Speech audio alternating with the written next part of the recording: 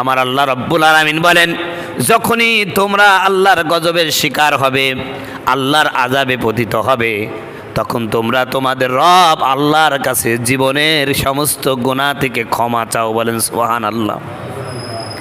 এই যে প্রচণ্ড তীব্র তাপদা, এর থেকে বাঁচার উপায় সর্বপ্রথম আমরা যারা মুসলমান আল্লাহকে বিশ্বাস করি, আমাদের সর্বপ্রথম কাজ হলো গুনাহ ছেড়ে দিতে হবে।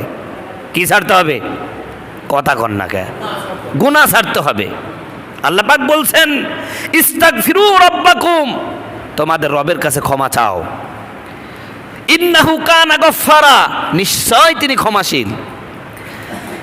এখন প্রশ্ন হতে পারে, আল্লাহর কাছে ক্ষমা চাইলে লাভটা কি? আমার আল্লাহ রাব্বুল আলামিন বলেন, ইউরসিলিস সামাআ আলাইকুম মিদরারা, তোমরা যদি আল্লাহর কাছে ক্ষমা চাও, তোমাদের উপর আল্লাহ পাক মুষলধারে বৃষ্টি অবধারিত করে দেবেন, মুষলধারে বৃষ্টি নামিয়ে দিবেন। বলেন সুবহানাল্লাহ। তাহলে এই যে অনাবৃষ্টি থেকে বাঁচার উপায়, তীব্র তাপদা থেকে বাঁচার একমাত্র উপায় আল্লাহর কাছে কি করতে হবে? ক্ষমা চাইতে হবে। আমরা যে পাপ করেছি, এটা কি আমাদের বিশ্বাস হয়?